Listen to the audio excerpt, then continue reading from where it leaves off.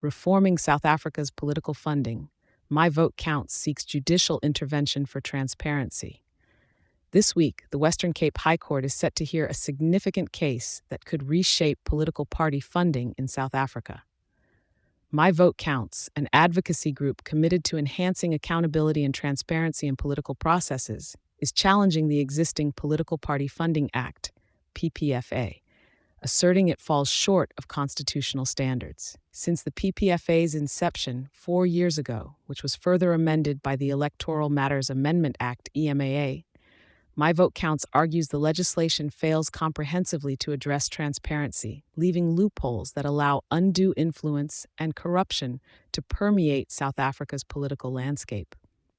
Central to the case is the contention that the current laws allow anonymous donations below R100,000, ignore aggregate contributions from connected sources, exempt natural persons from disclosure requirements, and permit individual donations up to a staggering R15 million annually.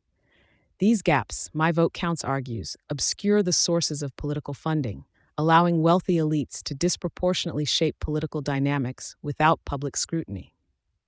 The advocacy group is seeking a court order to enforce total disclosure of all political donations and the implementation of stricter caps on the maximum allowable donations. They also advocate for oversight on the cumulative donations from affiliated entities and require comprehensive expenditure disclosure from political entities. Opponents of this proposed overhaul, including the Minister of Justice, the Minister of Home Affairs, Democratic Alliance, DA, ActionSA, and Parliament, argue that existing regulations strike a necessary balance between transparency and the protection of donor privacy. They suggest that full disclosure could deter private funding, potentially harming political pluralism. This court case emerges amid broader discussions on the role of money in politics and its implications for democracy. The ongoing debate touches on critical issues such as voter rights, the influence of capital on policymaking, and public trust in political institutions.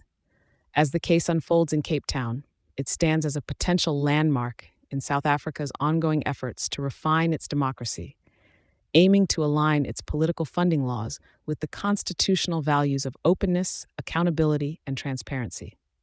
Thank you for choosing Satori News.